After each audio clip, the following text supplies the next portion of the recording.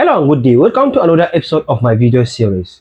Dear crypto beginners, today we're embarking on a journey into the world of cryptocurrency investment.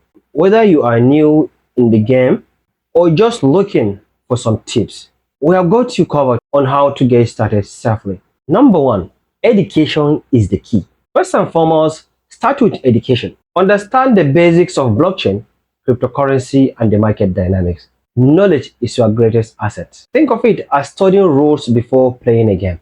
Number two is choose a reliable exchange. When it comes to buying and trading cryptocurrency, choose a reliable exchange. Look for platforms with good reputation, strong security measures, and user-friendly interface. It is like picking a trustworthy bank for your digital assets. Number two is start small and diversify.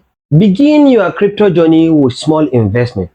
Diversify your portfolio across different cryptocurrency to spread the risk. Think of it as a well-balanced investment portfolio. And that wraps up our guide to crypto investment for beginners. Remember, patience and caution are your allies in this exciting journey. Stay tuned for more insights from this channel. Thanks for watching.